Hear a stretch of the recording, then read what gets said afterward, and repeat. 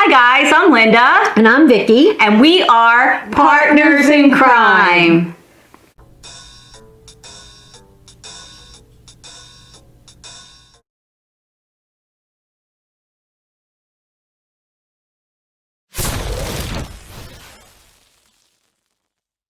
Well, today we thought we'd talk about another infamous case, an infamous person. His name is Scott Peterson.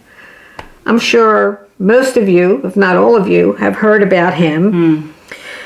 And, you know, this is something that we wanted to talk about because we never did before. Right. And it is such an interesting story and a sad one as well, but something we thought worthwhile to review and talk about. Yeah. I think we should start a series on killer husbands because it seems like that's what we've been talking about recently. Yeah, a lot of killer husbands. Yeah. And Scott Peterson definitely fits that definition.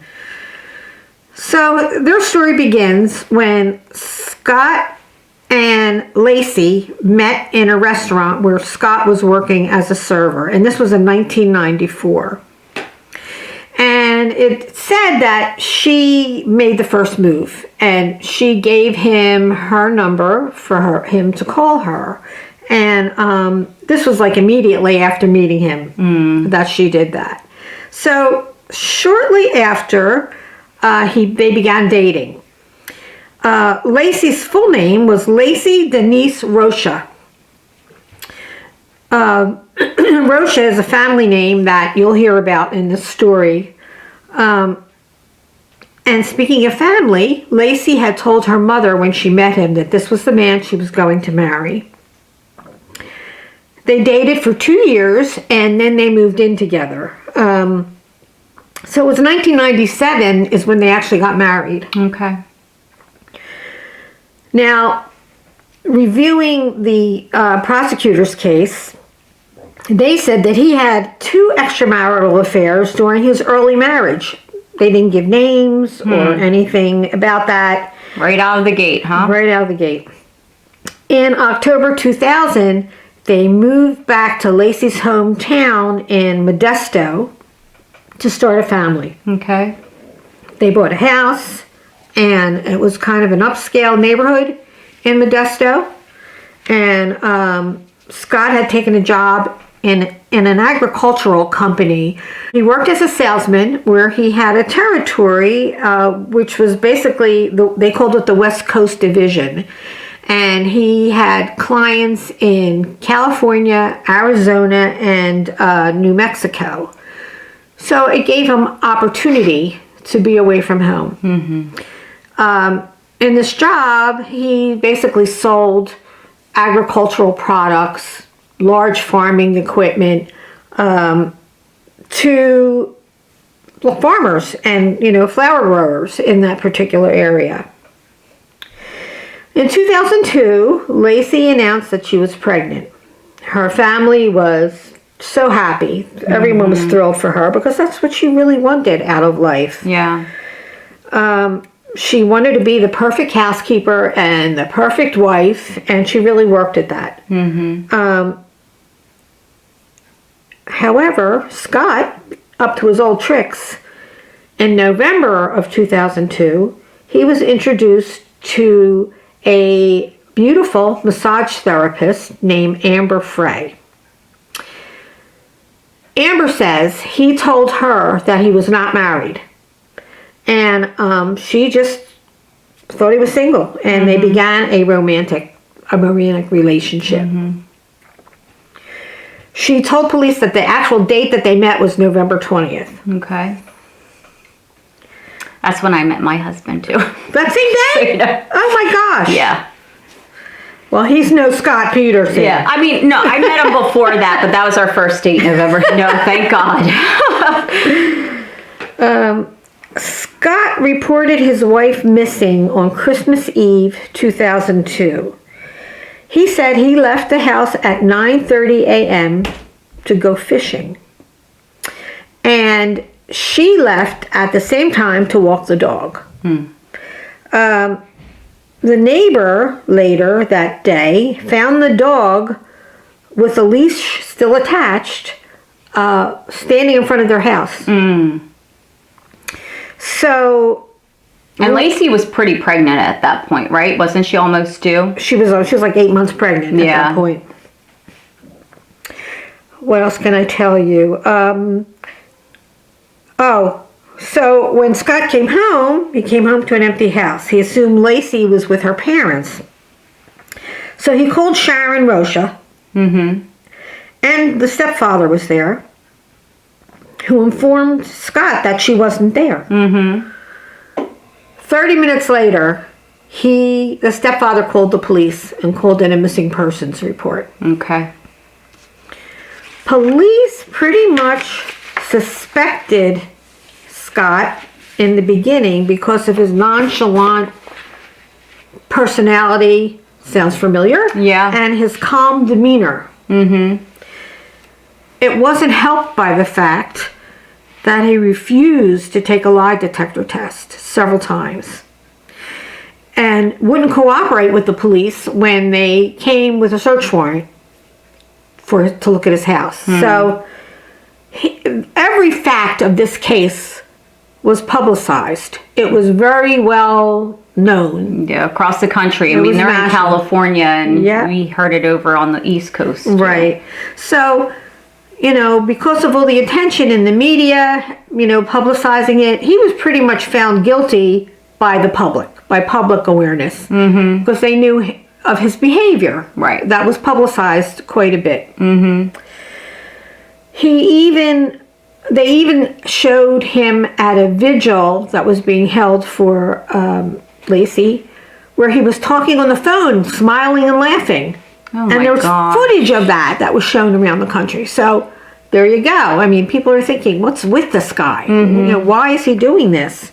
Well, I think they thought why at that point. And there's sometimes when, even if you're sad, sometimes somebody will try to cheer you up, and but there's a difference between laughing like ha ha ha and yeah, thanks, Right. So, and people are pretty good at figuring out which it is when someone's doing that. And I think it had been reported that he was actually talking to Amber at this time. That's definitely a different little smirk. Yeah. So Laci's family at this point supported him. They could not believe that he would hurt her. They supported him up until the point that Amber Fry told the police that he had told her that his wife was dead. Oh my goodness. And that it was going to be his first Christmas without her. And at that point, they said, oh, this is crazy. Right. Even though they knew he had an affair, they didn't think that. Up until she said that. Yeah. And that did it for them. Right. And then when Amber finally saw the headlines about Laci being missing, she panicked. And she put two and two together and realized it was him. Right. With all this publicity, I don't know how she didn't realize it was him earlier. Well, when your wife's just missing and you tell your mistress that she's dead. But his face was all over the news. But that was her thing. I mean, yeah, you would tell her, though, if you're telling everybody else she's missing, you tell her she's missing. Yeah. You know what I mean? To say, well, she's dead. Yeah. He wasn't bright. No. And, well, he didn't think she would talk to the police. That's his problem. That's true, but she did. Yeah. And she worked with them, and she recorded 30 hours of conversations she had with Scott. Yeah. So, in April, the two maimed bodies of Laci and the unborn child washed up on shore. And they washed up in the waters that he claimed he was fishing at. There's a lot of circumstantial evidence in this case. I I won't get into everything, but those are the main things that happened. Some of the circumstantial evidence is he had a tarp in the boat he was using. He bought the boat. The boat was pretty new, so they're thinking it was premeditated. And they did find hair samples from Laci. I don't know if it was in the truck or in the boat, but that's part of the evidence that they found. The fact that he immediately turned the baby's room into a storage room. He sold her car. He was ready, thinking of selling the house. So all this happened quickly. It's not like he waited forever to do these things. It happened pretty fast. So it led to circumstantial evidence against him. So Laci's family did not blame Amber at all. They were very grateful for her coming forward. She helped. She was kind of the heroine in this. And because she really didn't know that he was. I honestly, from seeing interviews with her, I believe that she didn't know. I have been in the position where someone has said that they aren't married when I was single, and they were. So, yeah, it didn't go any further once I found out, but these people do this, or, you know, it could be men and women, but they do this, and they are very convincing. So, you know. Well, eventually, after the bodies were found, Scott tried to flee. He dyed his hair blonde. He grew a beard. The police arrested him. They found him in this condition with the blonde hair and the beard. He had $10,000 in cash in the car. He had his brother's ID. It wasn't hard for them. Oh, and he had several cell phones. So it wasn't hard to believe that that was his plan, for him to go over the border into Mexico. Right. And back then, cell phones weren't as... I mean, yeah, there were a lot of cell phones, but they weren't as used as much as they are now, and people weren't savvy to having a number of different ones because they didn't know how much information you could take from them. So for him to do that, that's right. And technology has come a long way. Right. And back then they didn't know what you could track. They didn't know what would be left on the cell phone. So yeah. So to make a long story short, Scott was convicted of first-degree murder for Laci and second-degree murder for the unborn baby. He was also sentenced to death. And to this day, he proclaims his innocence and has filed so many appeals with the court. Now, another reason we wanted to talk about him is because recently he's been in the news. And he's been in the news, and I believe this started in August. Or maybe June. The Supreme Court was given one of his appeals. And it's not all decided yet. But they did overturn, and this was in June of 2020, they did overturn his death sentence. They upheld his conviction. Okay. So they did say that the prosecutors were welcome to do the sentencing again if they wanted to. Okay. But nobody has come out and said that they will yet. So he's not on death row anymore. He's not on death row, but the condition was that he would be in prison for the rest of his life without parole. They're appealing that. And the justices at the Supreme Court cited that they overturned the sentencing because the jury pool, the potential jury pool, was not fair because these people that they dismissed from participating said that they didn't agree with the death penalty, but they would uphold the law if it was necessary. Right. But they dismissed them. You know, they just said, no, you're no good, no, you're no good, you're not going to serve on this jury. So because of that, his sentencing was overturned. Okay. Now he's saying the trial wasn't fair. They're working on trying to get his conviction overturned because because of all the publicity surrounding it, because of the Modesto area. It was tainted, I guess they're trying to say. They're trying to say that. He wasn't able to get a fair trial because of that. So nothing's come out about that yet. I don't know where that's going to go. Right. But they're still trying. Yeah, they do. I think until it's all exhausted, if they're going to continue to pay them, they'll continue to try to get them off or at least reduce their sentence.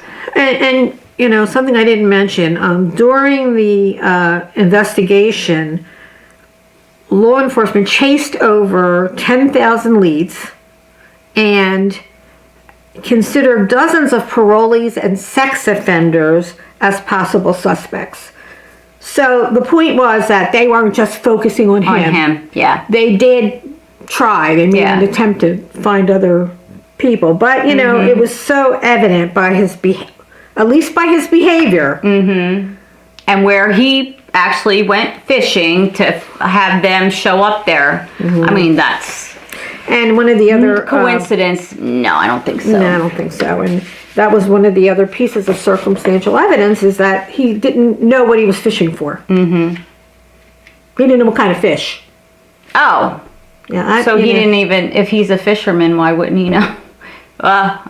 Maybe he was new. They had found buckets in his garage that he used to make cement pilings, and they believed he used those pilings to tie to her body when he threw her in the water. Right. So, circumstantial evidence. People just don't make cement pilings just because. Well, maybe some do, but and for decoration, I don't know. Yeah, I don't know either. So, that's what we have on Scott right now. And it's interesting, if you haven't read this, to read it, because I'm sure there's going to be more coming in the news. There's been so many documentaries and films and movies about this case. So there's lots of opportunity to find information and read it and watch it. Yeah. You know, even the Dr. Phil interview with Sharon Rocha. Her mom. Yeah. Yeah. And, you know, there's just a lot out there that you can look at. Okay. And I do want to give an update just for my jury duty. It was for a grand jury. I know we talked about this in one of our other videos. I did not get picked, thank God. What I didn't realize was I did have to go to Philadelphia, which was over an hour away for us. I forgot, because I did have a friend that did serve on the grand jury. It would have been for 18 months. What you do is you would go, I don't know if it's twice a week or twice a month or once a month. It would be on Thursday evenings. I'd have to go in, or not Thursday evenings, during the day, I believe. And I would have to go there every Thursday. There are different types of grand juries. This would have been for fraud cases. So you hear a lot of different cases. You're just looking at the evidence. So if no one knows what a grand jury is, I learned some stuff. You look at the evidence to see if they should go to trial. Right. So you would hear witnesses and the evidence and that sort of thing. I was not picked, like I said, thank God.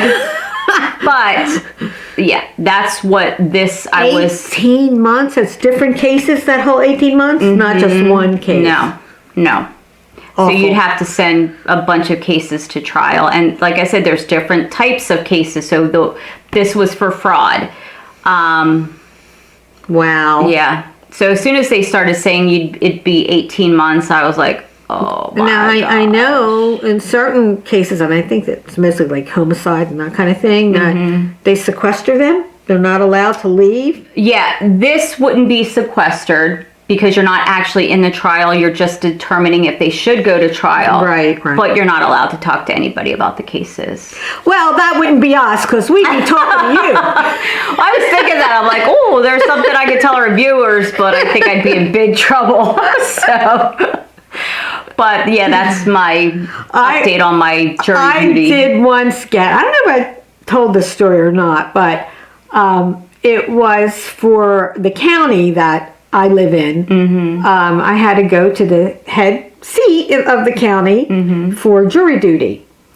And it's funny, circumstantial evidence, they asked me two things. They asked me when I got interviewed for a jury if I could evaluate circumstantial evidence and come to some sort of conclusion, and I had said no. I couldn't do it. And then the other thing was we have a relative who is a detective in the that local police force, and they just dismissed me right away. Yeah, a lot of times when you have someone in law enforcement, said no. They won't. Thank you, goodbye. Yeah. If I did our county, I actually would have gone to the county where Bill Cosby was actually. Oh. Yeah, Montgomery County, Pennsylvania is where Bill Cosby was. Right. Put in jail. So actually, another funny thing. My son-in-law actually works in the jail where Bill Cosby is. Yeah, that's interesting. Yeah. And I keep asking him if he ever sees him. He has seen them before. Oh, has he? Yeah, he doesn't really interact with the inmates in his new position, but yeah. So interesting stuff. Yeah. Very interesting. 8 degrees of separation for sure. Oh my God, yeah, I didn't think of it like that. Yeah, so, but yeah, that's just, we'll have more on Scott Peterson as well, because with these cases, there's just so much information and... Yeah, we'll discuss it again, but things will be coming out about him, I'm sure, with this ongoing appeals process. And in the meantime, find it online. There's so much to intake. Or just wait for us and we'll give you more information. Or wait for us. We'll give it to you anyway. But yeah. Yeah. They can say, they're right. They're so right. So, all right. So what do we have to tell everybody? Subscribe. Click on the bell button. Thumbs up. Comment. Share our videos with all your Facebook friends, Instagram, Twitter. Just send us out there. We'd really love to have more people come to our channel and be part of our family, because we have the best viewers in the world. We do. Yeah. And we do have worldly viewers as well. Yes. So, excuse me. We were actually talking about, before we go, doing some cases that are international. Yes. That might be of interest for you to hear. So any of our international viewers, if you have something in your area you'd like us in the U.S. to hear about, we'd love to bring that to everyone. Right. Yeah. So. Okay. All right. Well, until next time. Bye.